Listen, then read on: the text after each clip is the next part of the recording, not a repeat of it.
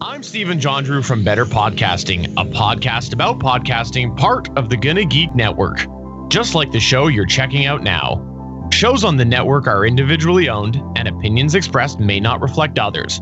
Find fantastic geeky shows at GonnaGeekNetwork.com. You are listening to the Starling Tribune, a podcast dedicated to the Arrow TV show. I am the Green Arrow. The Green Arrow has entered through the front door. This podcast is not produced or maintained by the CW, Warner Brothers Television, CTV, or DC Comics. All characters, situations, and stories are the properties of Time Warner. I am the Oracle, and this is your Tribune. Welcome back to Earth 2's last remaining newspaper. We call it the Starling Tribune, and we are broadcasting from our Earth 1 shelter, at least for now. A little spoiler on that for the next time. I'm the chief editor, well, the only editor left, SP, and your other award-winning reporters for the special episode number 259 of the Starling Tribune is Chris. Whoever you are, I'm just a guy working on this farm. Yeah, and I don't know. If you have a daughter and they have a little toy tractor, does it make sense to that be out in the pasture? Possibly. Who knows? Kids play with toys everywhere. I did when I was a kid. Yeah. And talking about the that is the award-winning reporter, Michelle. I kind of promised our crew they'd never have to do another crossover. Do you blame her?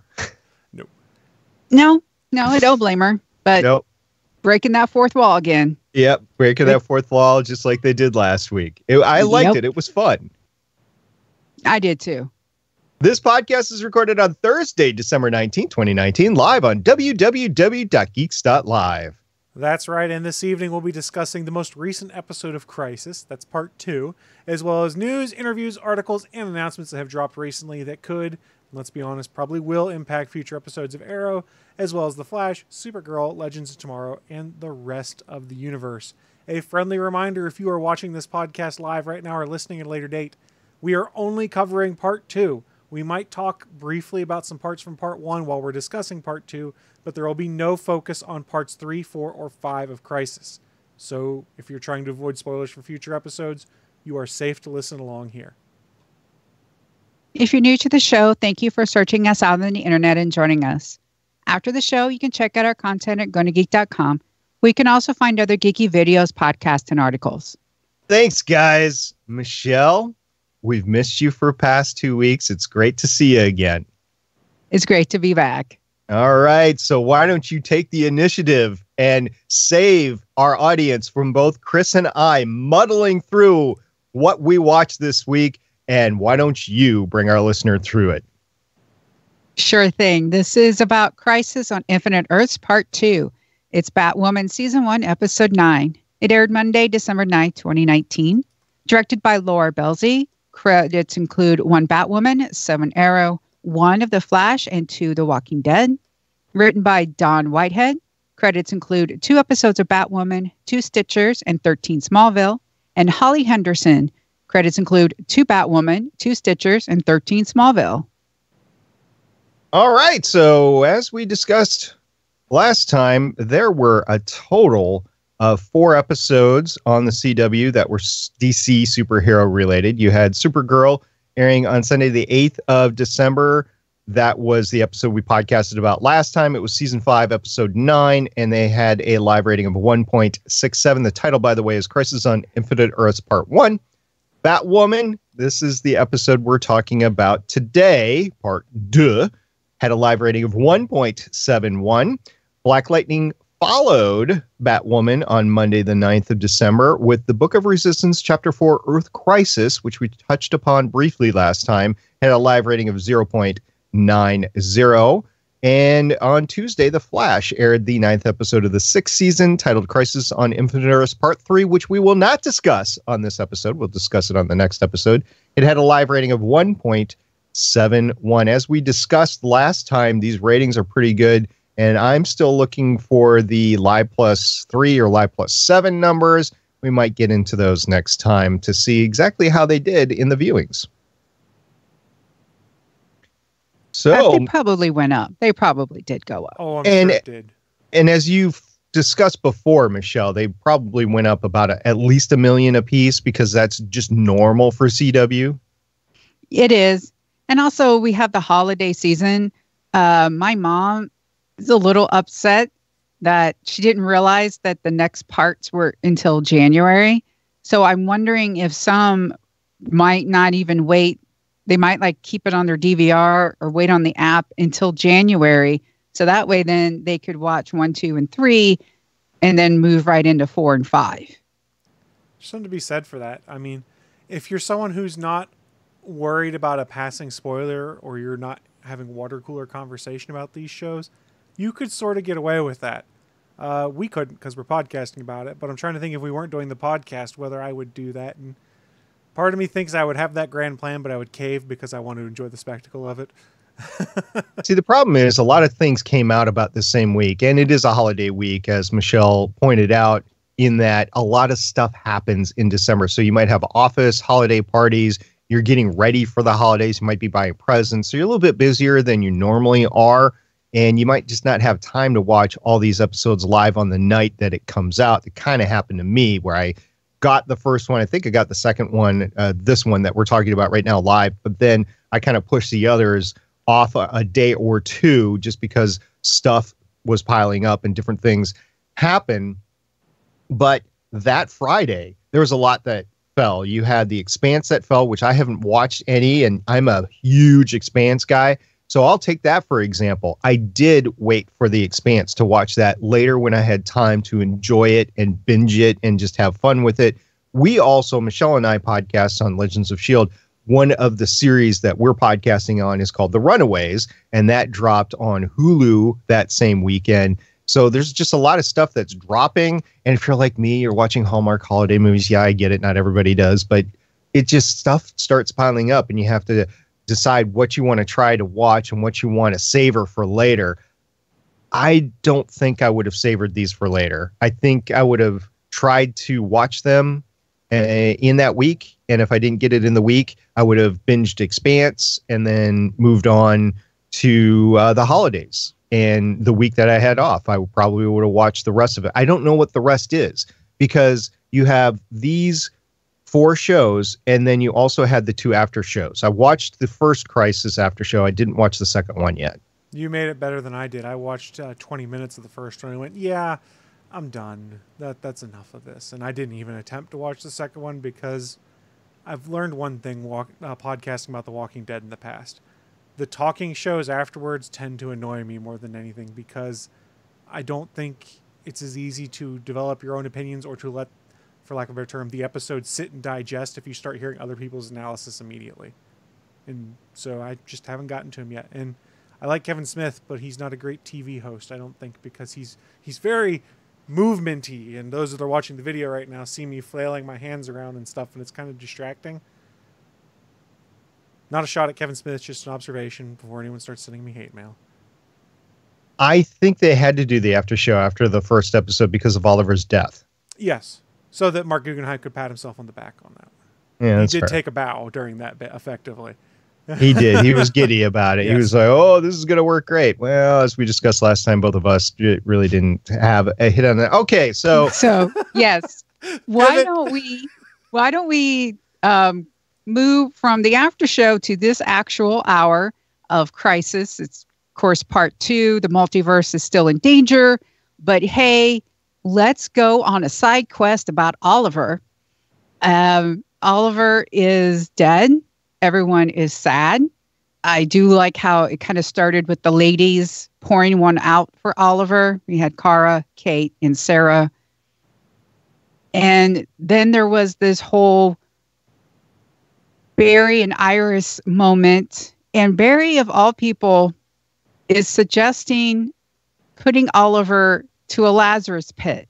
Now, I don't know if you've been watching Flash or not, but if you have been, I'm going to spoil it.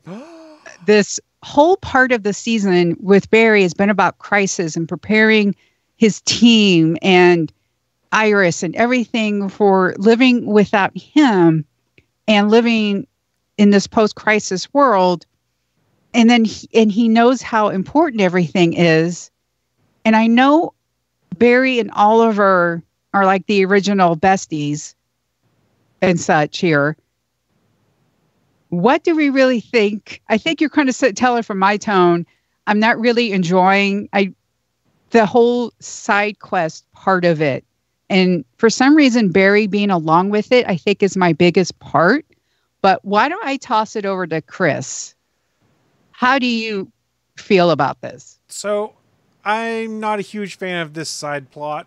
I understand what they're going to go and try and set up with it. But if there's anything we learned on our Earths, Lazarus pits are not necessarily the smartest way to resurrect people. We saw what it did to Thea. We saw what it did to Sarah. And Sarah has the experience of how it basically just ruined her life for a time until she's able to get the bloodlust under control. And part of me goes, is this really something Oliver Queen would want? Is you to use a Lazarus pit from another Earth to bring him back and then try and find some way to bring his soul back also?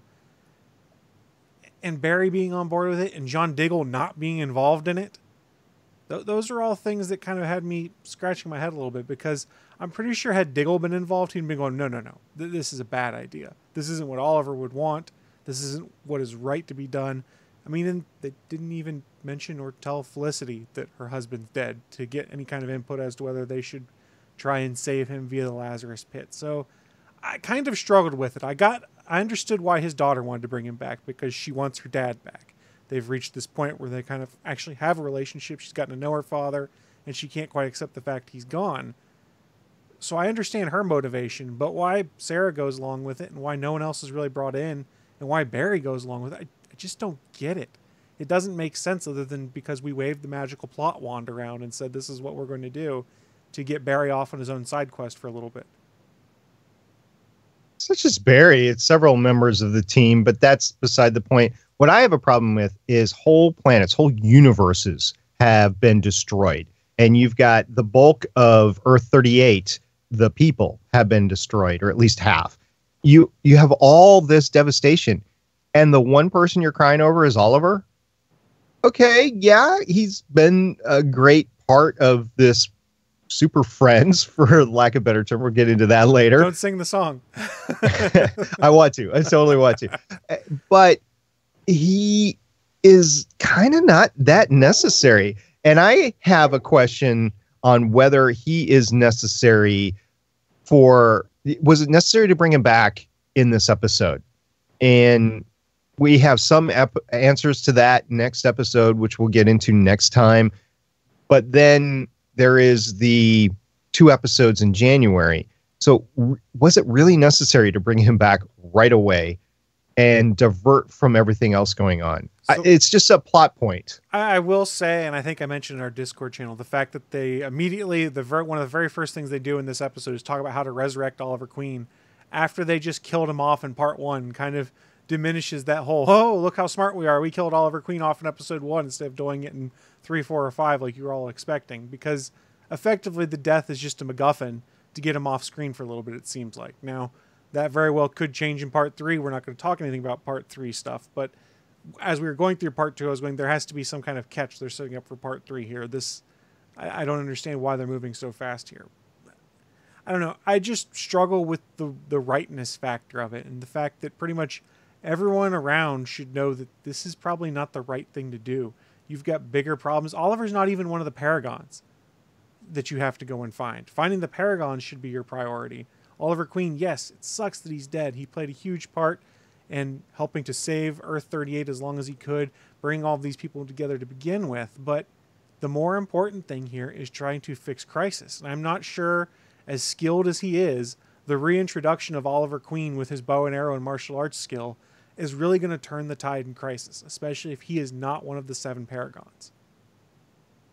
I would definitely have to agree. What's really upsetting me is what happens, which is in part 3. And I know we're not talking about part 3, and I'll save it for then. But like right now, we still have so many questions.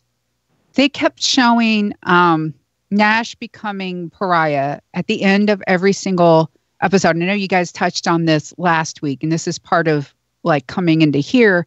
We don't get any development with that relationship. We don't get any really development with Lila as Harbinger. And for some reason, she's leaving Diggle at home. This is obviously a script not touched by anyone who works with Arrow, or for some reason they dismiss the Arrow people, because we know that Sarah would have said no to this. We know Diggle would have said no to this. Thea would have said no to this. Oliver would technically say no to this. So part of me wonders if some of what is left out here is what they're trying to put into that tie-in comic that they announced that's out there. And I'll be honest, I haven't been able to find it anywhere. I assume it's available digitally. I haven't tried to purchase it there. What I do know, like some of the things they reveal in that comic is the Monitor basically telling Felicity that her husband's dead. Probably because they don't have Emily Bett Rickards signed on to do the show right now, so they can't do it on screen.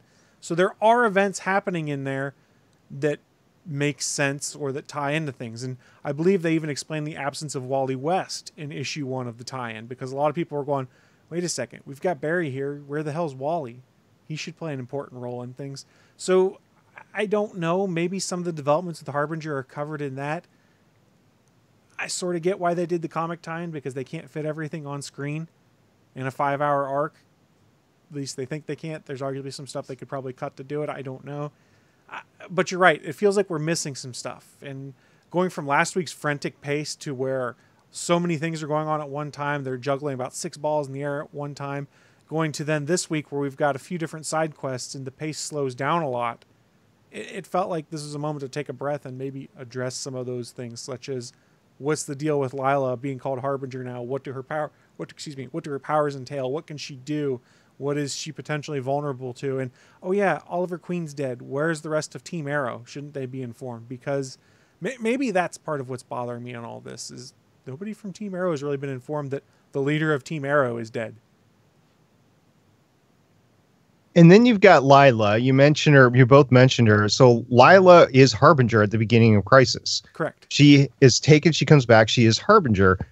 And then in this episode, she's Lila again at the beginning. She's like, oh, I'm with John, but I had John left with JJ, and now I'm here. And she's Lila. She's not Harbinger. And then the whole thing happens with the Book of Destiny and her massive headaches, and then she gets taken to the Anti-Monitor. Is she Lila or is she Harbinger? Is Harbinger a character that can exist within an existing person like Lila? Or is Harbinger a whole separate personality? I don't know, and they're not helping at all with what happened last episode and this episode. And if you've read the comic, what Harbinger is and what Pariah is important, because especially since comic book spoiler here, we don't have Alexander. We don't have baby Alexander. And we're not getting that. So there's a hole that needs to be filled. And it seems as though building the towers isn't the plot point as it was in the comic book. And just this whole idea of different characters having to come together from all these different Earths and having to build these things, that's part of, I think, what made Crisis interesting as the book. And it's like even more fan servicing moment that we really didn't need. Yes, Jonah Hex being there in North Dakota, and we see the scar, and it was a cool fight. That was interesting, but I would have liked to have known more about. We haven't really even seen the Monitor and Harbinger really interact. Yeah, and I agree with you on the Jonah Hex stuff. It was cool to see, but it's not really necessary. It's a Jonah Hex on another Earth that we're never going to meet. Sarah gets a cool line out of it, at least that's how you get the scar on this Earth or something to that effect. It's great, but it's a fan service moment. And there's lots of fan service moments in Crisis, so I'm not dogging on that. But for some of the other things that are going on, I think it kind of felt a little unnecessary. But again, I don't know what all they're trying to do in this tie-in comic. Maybe the tie-in comic is the thing that helps ease some of these concerns I have, where they're doing some more of the story development that we really needed on some of these folks. I know it was great to get the different characters in the different worlds, but the Wave Rider coming in as the Earth 74 Wave Rider. I mean, it was great having Leonard instead of Gideon as the voice. It really was. But why not use the actual Wave Rider? Why not use Gideon? Is there a reason why we had to use the Earth 74 Wave Rider? Because they're not involved in the crossover, just as Sarah says in the beginning. So they're doing their own. So I think part of it is being able to, because of what happened at the season finale of Legends of Tomorrow, where the Monitor was there and the thing with Zari happened and she's outside of the Wave Rider, outside of the temporal zone. And then we get that weird, it's her brother instead of her. And I think leaving the majority of the Legends out, leaving that Wave Rider out of the crossover is basically them not having to deal with it in Crisis. So that way then it can just be, okay, we just pulled Sarah here and we pulled Ray here. We just need Ray's lab, which is on this Wave Rider. We don't need this other Wave Rider that is having all these temporal issues. We just need Sarah. We just need Ray. I think it might also be from a production standpoint that they realized, oh crap, if we bring in the Wave Rider from this Earth, that means all of these characters are on it too, and we're already having a hard enough time juggling all the characters you've got on screen. So let's go to another Earth where the Wave Rider is effectively abandoned, besides for Mick Rory, and we can use that then, because that's a lot more characters they've got to juggle, and a lot more people going, well, my favorite is character X, and they didn't get enough time in this episode. You know, it's tough to do when you insert, what, 5 more characters, 6 more characters in? So we have the Supergirl episode, we have the Batwoman episode, and next time is going to be the Flash episode. What are the final 2 episodes? One of them's Arrow, right? What's the other one? A special episode of Legends. It's not the season premiere. It's just a special episode of Legends. But they are part of the crossover. Not, well, kind of, but not really. Okay, I'm lost on that. The crossover is not part of their season, is effectively what they're doing here, is that the Legends season begins after the crossover. So whatever the fallout is of Crisis on Infinite Earths, that is where Legends of Tomorrow season 6 starts, or whatever the next season is they're not interrupting the events of their season similar to the other shows. It is their season starts after it's over. So they effectively peeled off an episode of Legends to use as a special edition that is really just Crisis Part 5. Calling it Legends of Tomorrow, I think, is just a technicality. Yeah, because they had to give it to, they couldn't give it to like 2 Arrow. You couldn't have like 2 Arrow episodes. You have to like, well, we have this 5th hour. Where are we going to put it? We can't put it with Black Lightning. What's the other show that's kind of been part of a crossover before? Oh, Legends. Let's just make a special episode and we'll call it Legends of Tomorrow. Yep. See, I missed that. I thought Legends was part of the crossover. I thought we were going to get the entire Legends crew in this.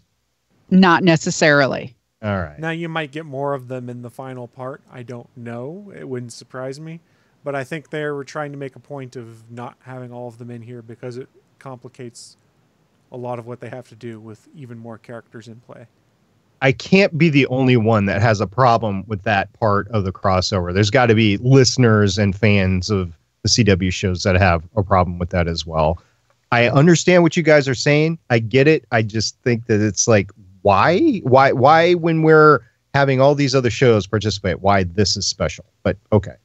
Well, I mean, it's the same reason the only person they brought out of Black Lightning presumably is going to be Black Lightning himself. We've seen from the previews. I assume the rest of the characters aren't going to show up because, again, way too much stuff to juggle, I think, is what we're running into. It would be extremely difficult to bring any other character from Black Lightning into the show at this point. Mm-hmm. Yes.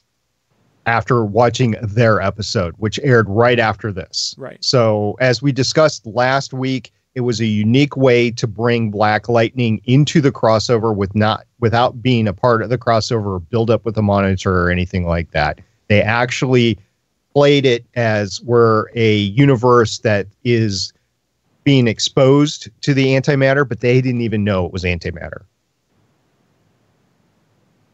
Well, so we've covered the Lazarus Pit and the Wave Rider.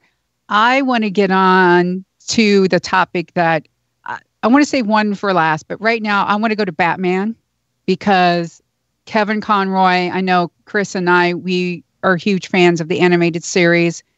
Seeing him not as the paramount, not as like the Batman with the code, but as the older, bitter, wearing the exoskeleton suit. And like, I knew Kevin Conroy as a voice actor, but just seeing him on screen, he really was good for that. Yes. Chris? Kevin Conroy is an immensely talented actor. We mostly associate him with voice acting, but he's done other things. Been in live action productions before. He's done Broadway and stage work before. He's a phenomenal actor. And to many people, like Michelle said, he is our Batman. When I read a Batman comic book or read a book about Batman, the voice I hear in my head is Kevin Conroy. So from the very beginning when they announced this casting, I was totally on board with it. I took what I put in Discord and pulled it on in our channel there from our channel and put it in the notes. What I had said there, just because I wanted to remember it, was I said they took my Batman and put him in live action. Normally I'd complain about Mark Guggenheim and his need to defy expectations of fans. However, I actually liked it here. To many people, Kevin Conroy is the definitive edition of Batman, one who never kills, one who does everything right.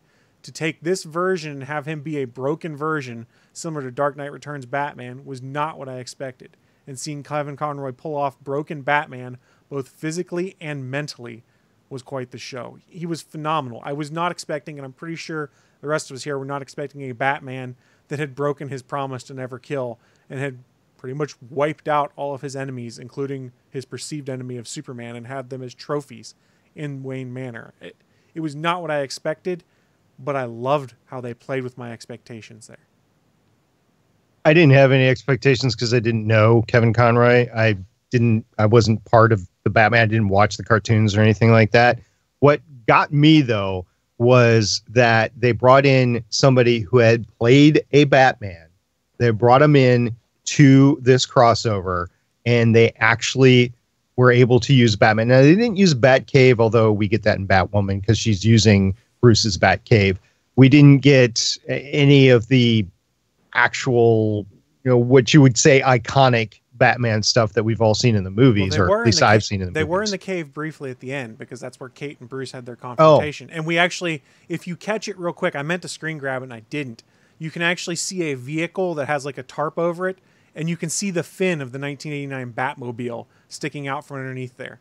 And I saw it, watched it live, reviewed it, and went, oh my God, it's actually real, and forgot to screen cap it. So they did go down into the cave, but very briefly, because that's where they had their final confrontation where Bruce dies.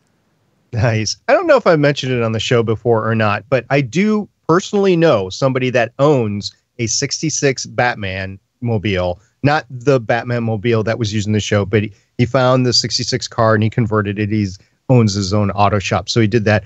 And he's in the process of creating the 89 Batmobile as well. And it is not going to be jet powered. It's just going to be engine powered. Yeah, I know. But I mean, to have the silhouette, right?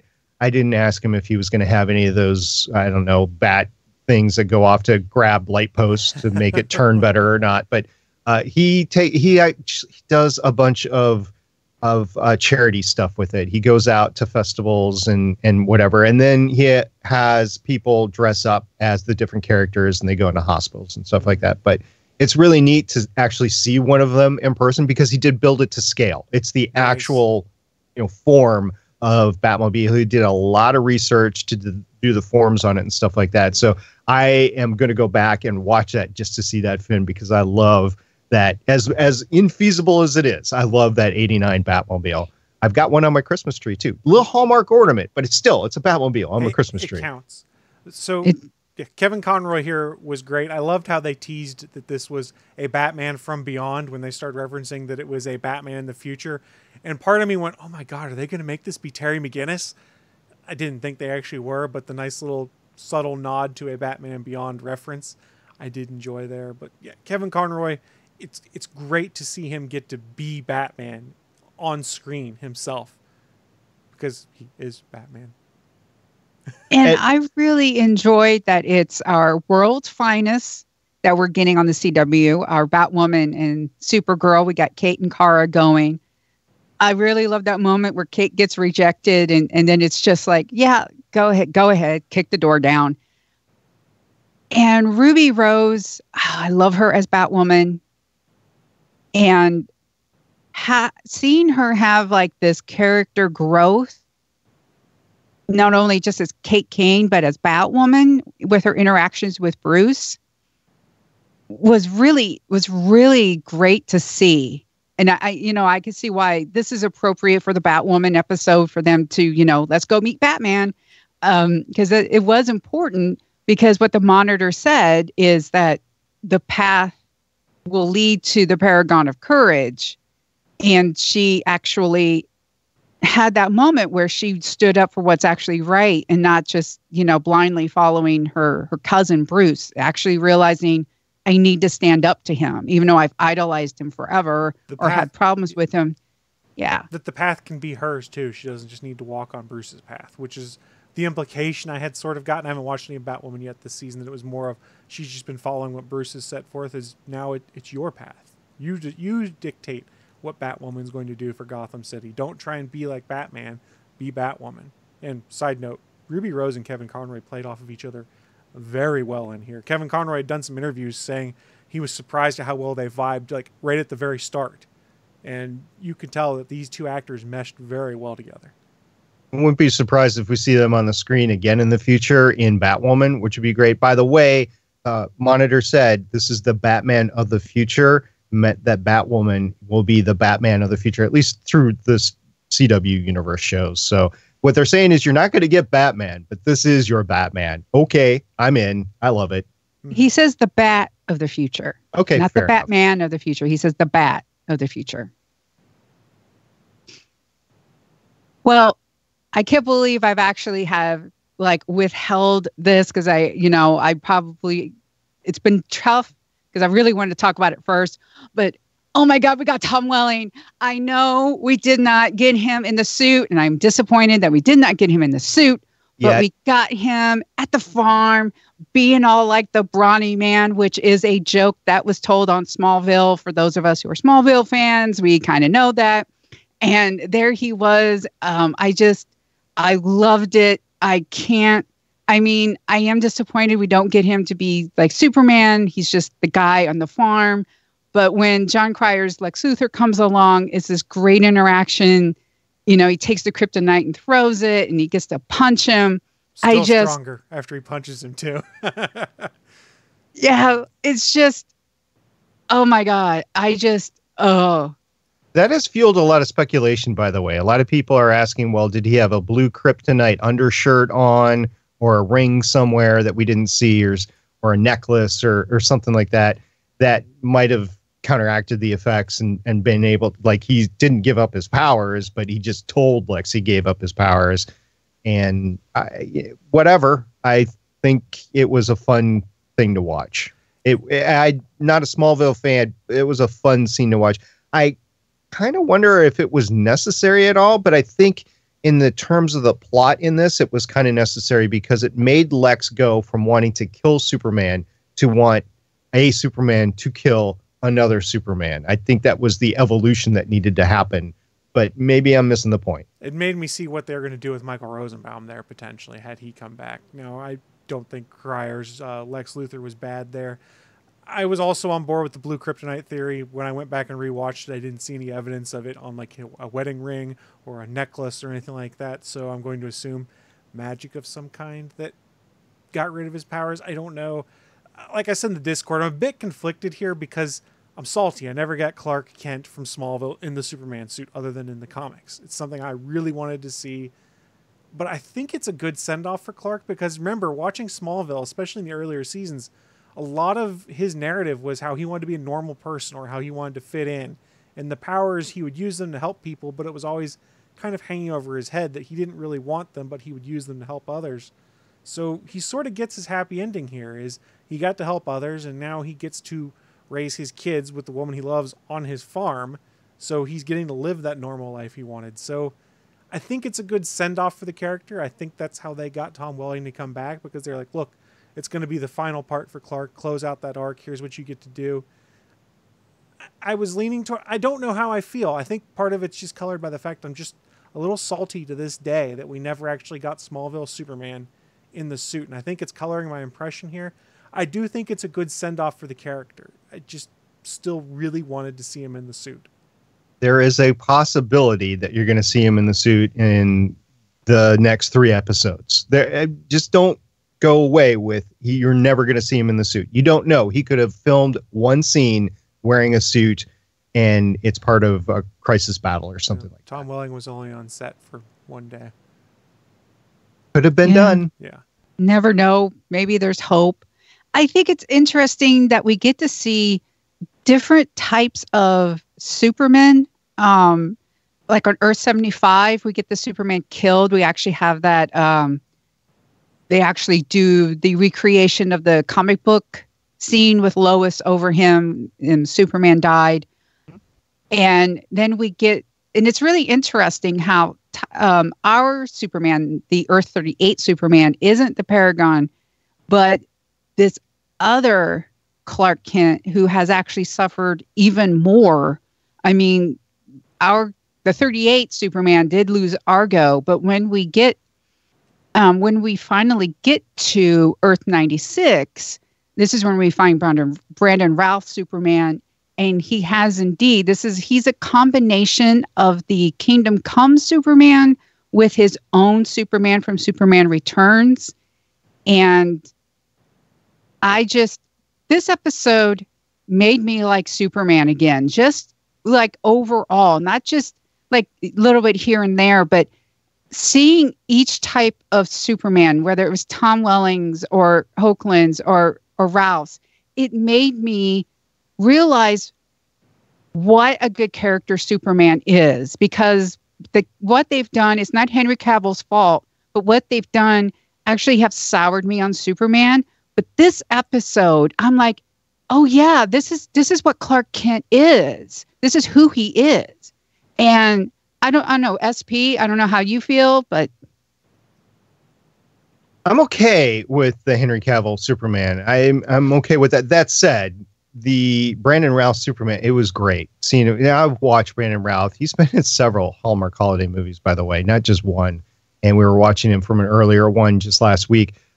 But seeing him as Superman, as he's aged and as he's matured as an actor, Brandon Routh as an actor, being able to come in and just command the role. He didn't mitigate Tyler at all as Superman. He complimented Tyler as a Superman, and he just was so magnanimous on the screen as Superman. It was Superman. Whatever you think about Superman Returns, Brandon Routh was Superman right here. The best Superman that I've seen in quite some time. Henry Cavill, I don't have a problem with. He's actually pretty good to watch for me. Christopher Reeve, if you're my age, Christopher Reeve is generally your Superman. And I think Brandon Routh in this episode just channeled not only Christopher Reeve, but himself as well, and was able to bring it forward. It was a joy to watch. And it was a joy to watch for another reason, too, because Lex Luthor comes in and he has the two Supermen fight each other. And instead of having the same actor fighting themselves on screen, which they do a lot, I mean, Brandon Routh had to do it on screen twice as Ray Palmer and Clark Kent. But the fight, you were able to see two different actors that have played Superman fight each other.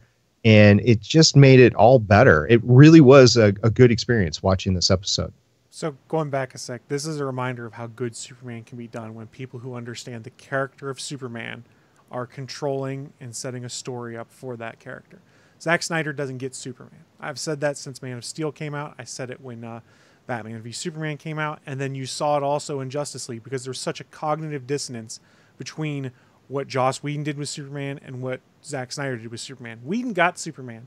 The big blue geeky Boy Scout that you saw in parts of Justice League, that's the character. And Brandon Routh gets the character. Go back to when Superman Returns came out. It didn't fail because Brandon Routh was bad in the role. Brandon Routh was awesome in the role. He did a good job of taking what Christopher Reeves had done, because remember, Superman Returns takes place after Superman 2, and then giving it his own twist and its own taste. And he carried it on to this show on the crossover here, and he's phenomenal in it. And they did confirm with interviews with Brandon Routh and interviews with the showrunners, he said the only way he was going to put the suit back on is if the Superman he was being was the Superman from Superman Returns. So what we have here is is the continuing story of the Superman we got on the big screen, with moderations similar to what happened in Kingdom Come, things like that. But he is the same Superman we got in Superman Returns. Everything that happened in those movies happened to this Superman. He even references his son Jason at one point in this show, which is the only place Jason has shown up with Superman Returns. Brandon Routh was amazing in the role. He showed why he was cast originally in the role in the movies, and he's just phenomenal. And as I watched this, I went, man, I know they're going to do this Superman and Lois show with the Earth 38 Superman and Lois, but I don't know. I think I would rather see Brandon Routh come back and be Superman on the small screen, because he was that good. It's not taking away from what Tyler Hoechlin's been doing with the role. It's just Brandon Routh was amazing in it. And it's something I never expected to see, was him get another chance as Superman, because that was one of the things I really was bummed about after Superman Returns is, while I had my issues with the movie, it was never how he portrayed the character. And I felt like Brandon Routh kind of got a raw deal after Superman Returns came out and got panned, and it wasn't his fault. He was phenomenal in the role, and he got to show why he was cast again in the small screen. Phenomenal. It just blew my mind. I loved it.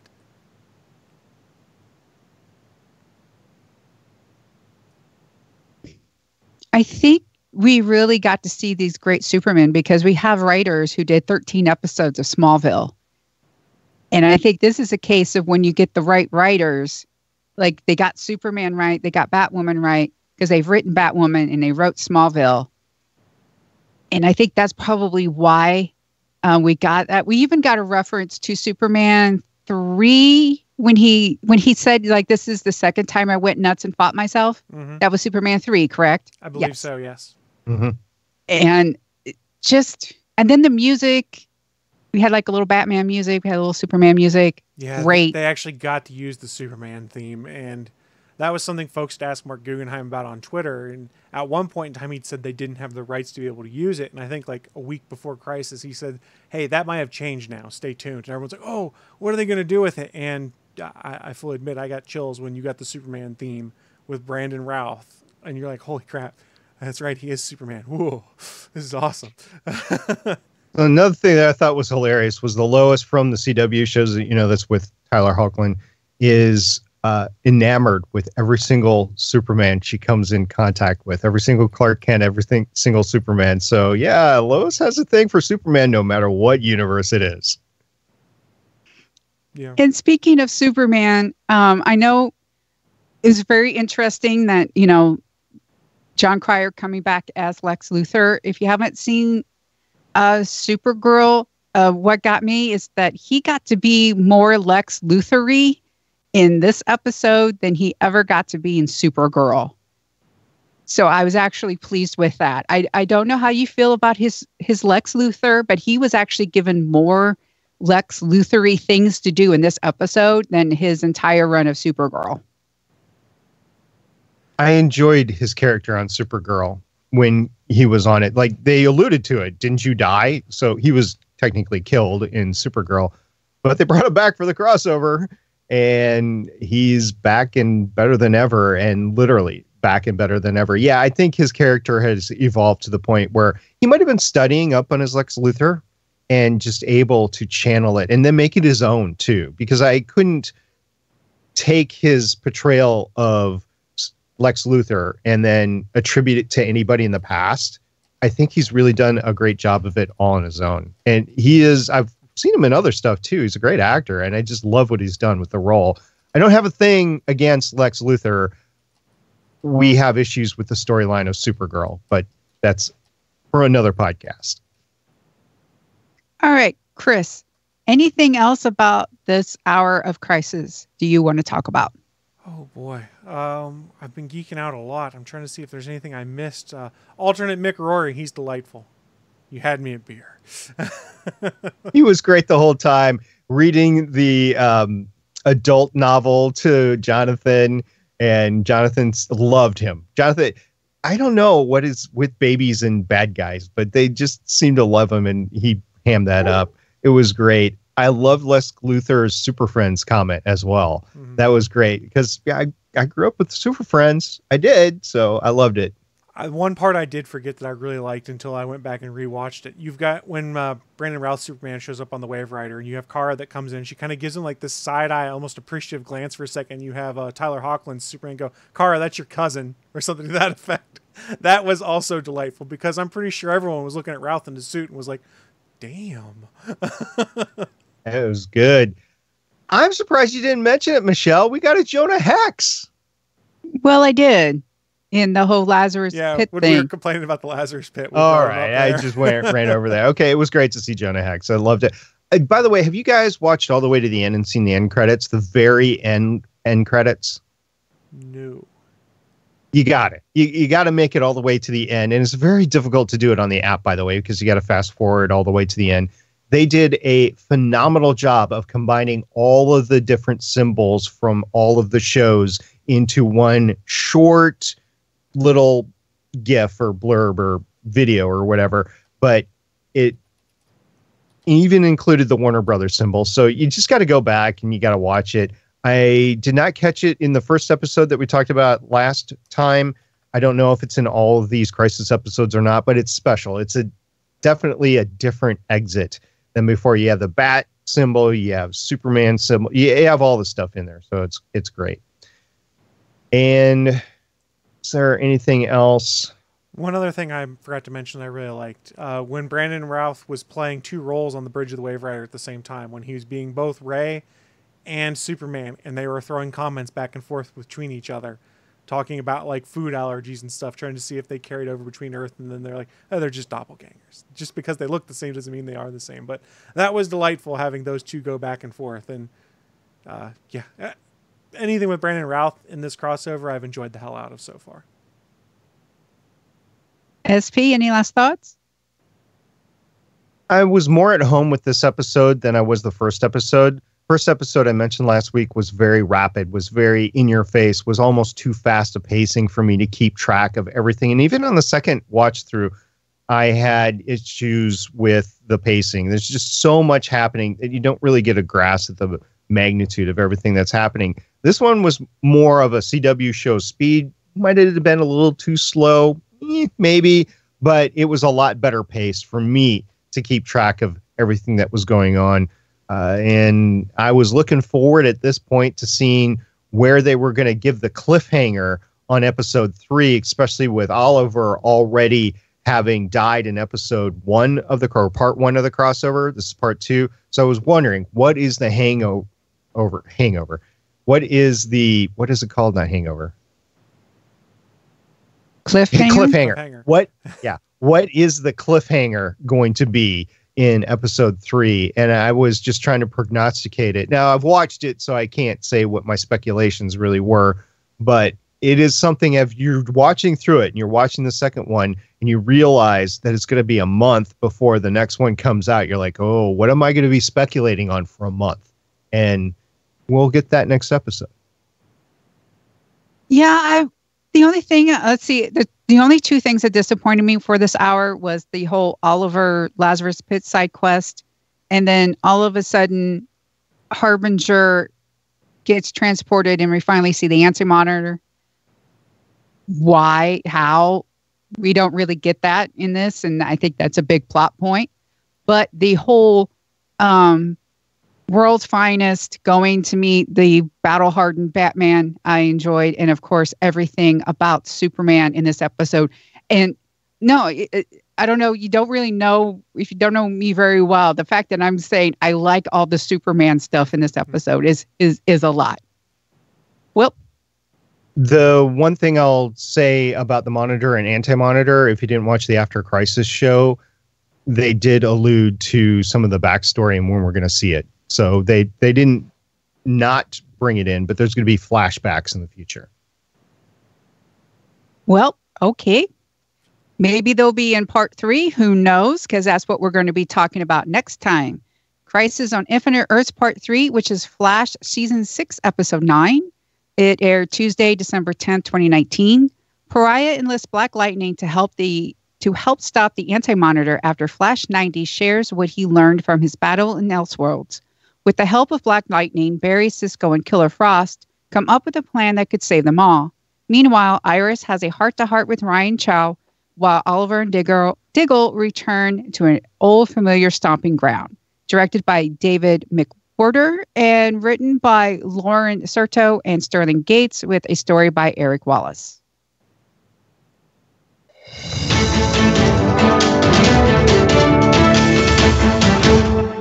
Live from the Starling Tribune Earth 2 shelter on Earth 1. Now with a bunch of Earth 38 people. It's the weekly news roundup with Chief News Anchor Michelle Ely. And now, Michelle Ely.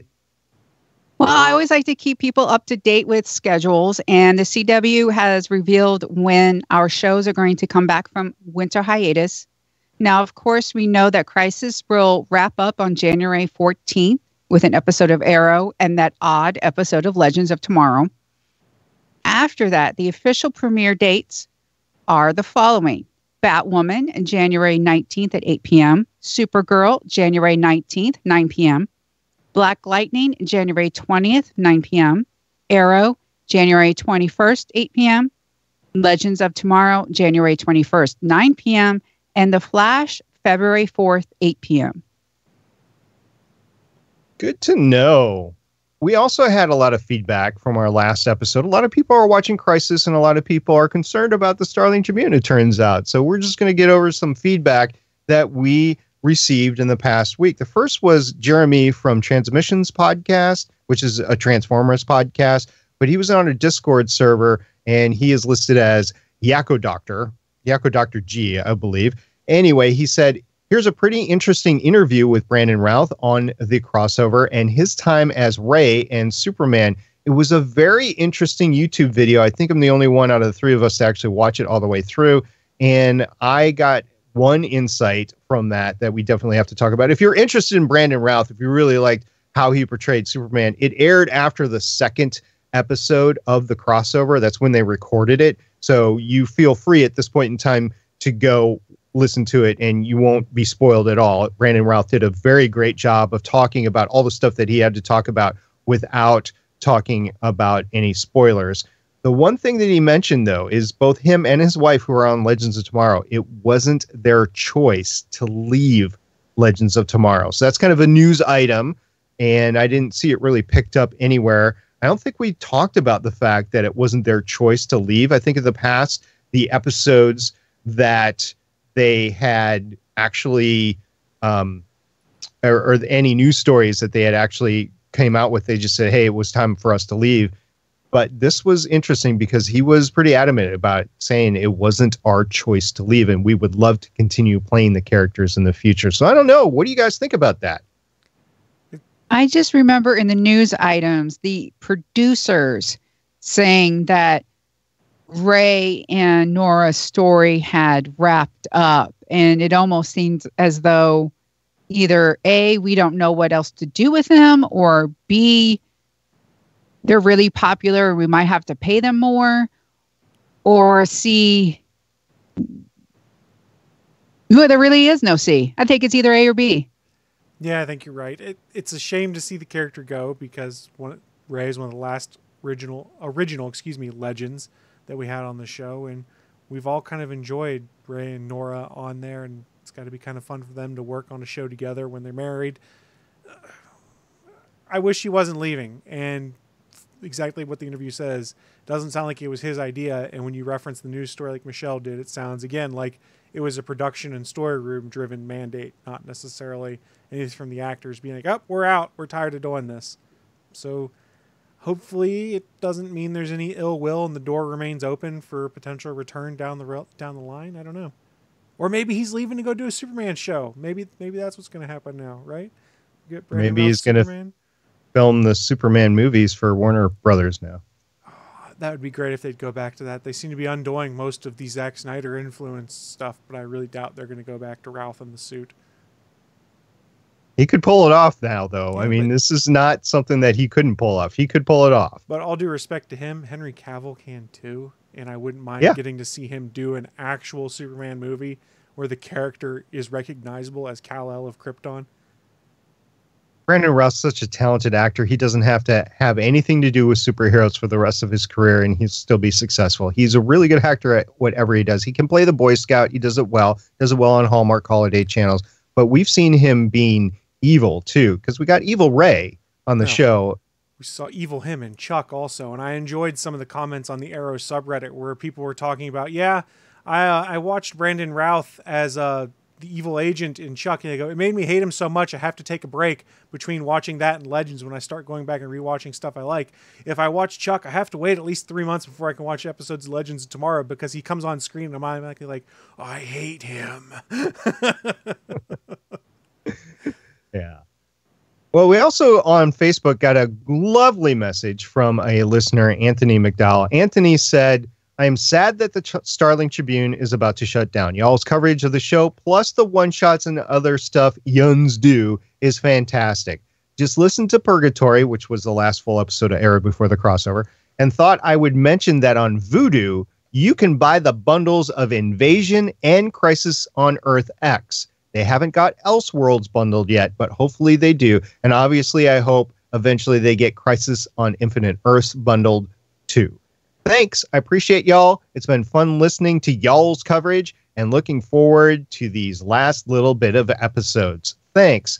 So for the last 2 episodes, I've gone on here and I have said there is no chance, no place that you're going to be able to get these episodes bundled together after this airs. And it looks like I might be wrong. I don't know. We'll have to see if these show up on Vudu or not. But it was great to learn that the other crossovers are on Vudu too. I'll probably actually grab those to be able just to watch them from in the order that they're in rather than having to go on Netflix and search out the episode that they're on and stuff like that. So I thought this was great. Anthony, it was so great to hear from you. Yes, we will miss the Starling Tribune as well. We just felt it was a great time to end the show. All good things, right, Chris? All good things? Yeah, season 7, episode 22, Next Generation, right? Exactly. But thank you so much. We're really touched by your words.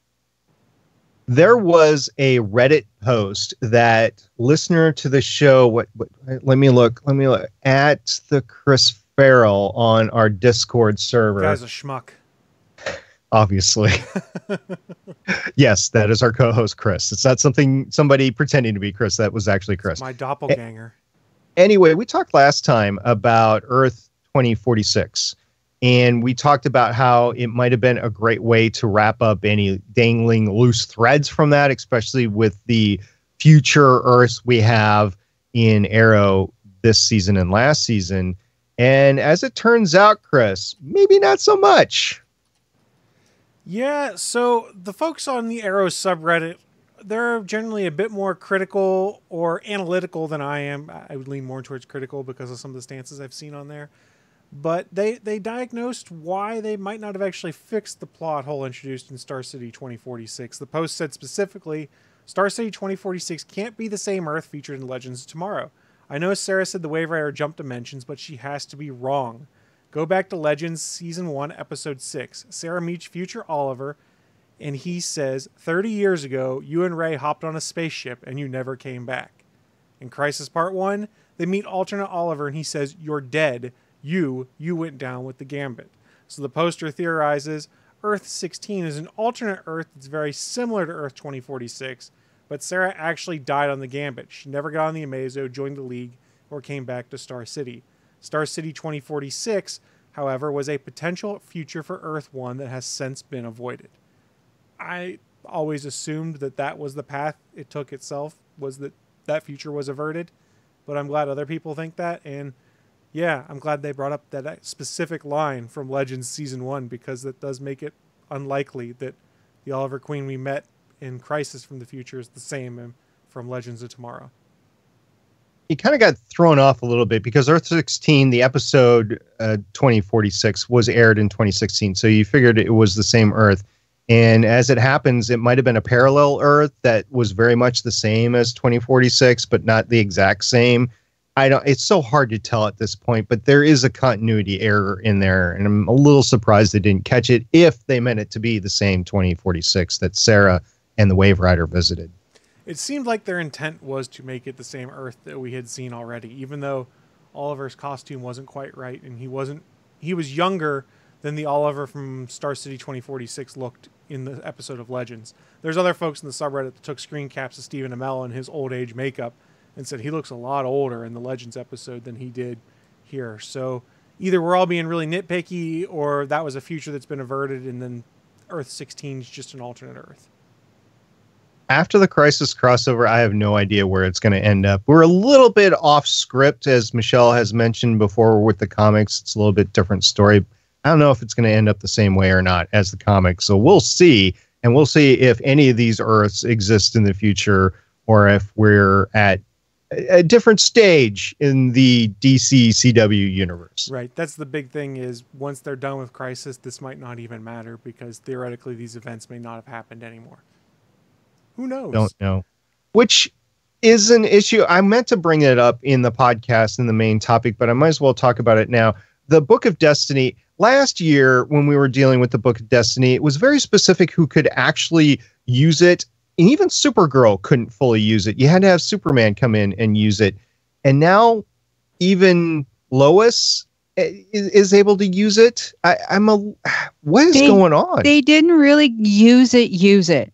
If you notice that Iris and Lois, they were trying, and they couldn't do it. And it was as though the Book of Destiny sort of gave Lois a way to have Clark hear her, because she knows Kal-El. No matter what Earth, like you said, no matter what Earth, Lois understands Clark Kent. And she gives the speech about, what would your Lois, your Jimmy Olsen, your Perry White want you to do? They would want you to choose love. They would want you to choose hope. And because with the speech, and I think the Book of Destiny allowed her, because if you notice, it took Brandon Routh, Superman, a little bit to actually come out of it. It really wasn't Iris and Lois rewriting the Book of Destiny. It was basically giving them the power to get through to that Clark. That's fair. Mm-hmm. I just hope they don't go willy-nilly on it. I guess Lex Luthor is one of the most intelligent men in the universe, in any universe. So I took it. That's why he was able to look at the book. But I had questions about everybody else. Okay, so the Iris and Lois thing is solved for me, but I'll have to keep a close eye and see if they keep any sort of continuity with that thing or not. Okay, sorry to take us back there, but thank you for all the great feedback. We got some great feedback from Chris.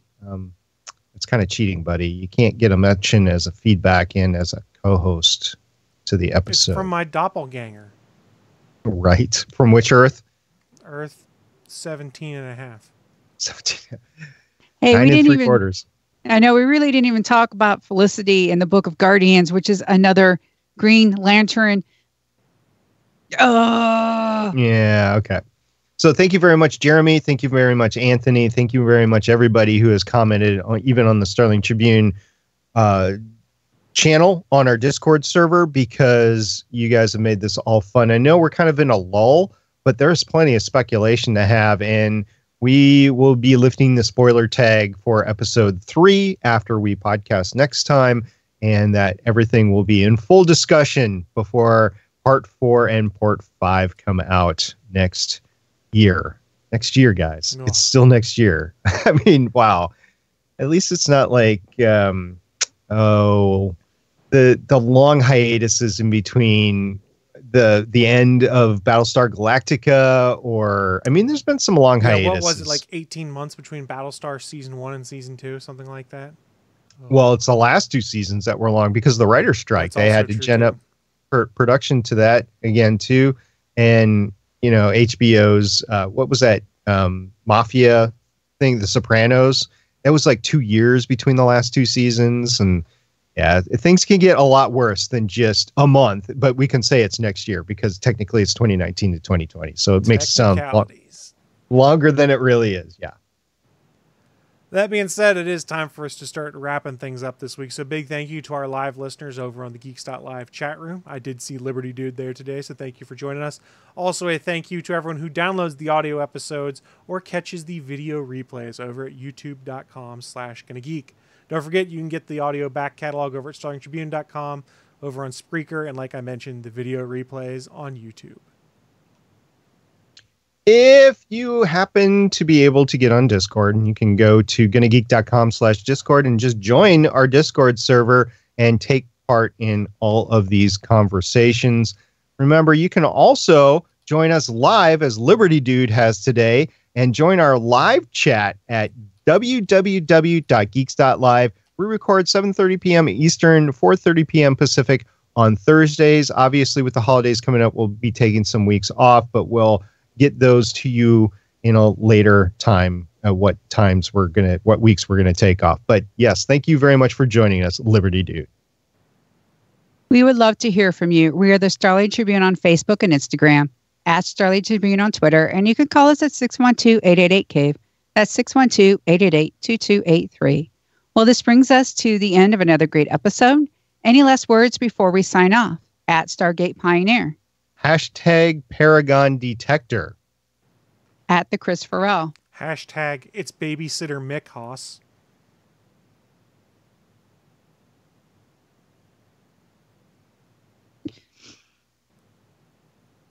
And I am at Michelle Ely, signing off with hashtag I like Superman again. Oracle, I think we're done here. This was the Starling Tribune.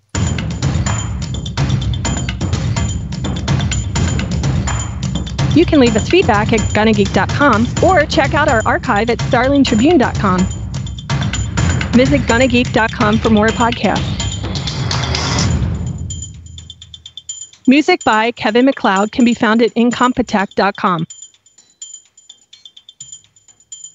This podcast is not produced or maintained by the CW, Warner Brothers Television, CTV, or DC Comics.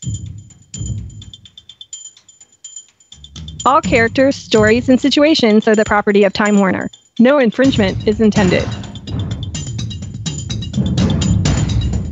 We will see you for the next episode of CW's Arrow.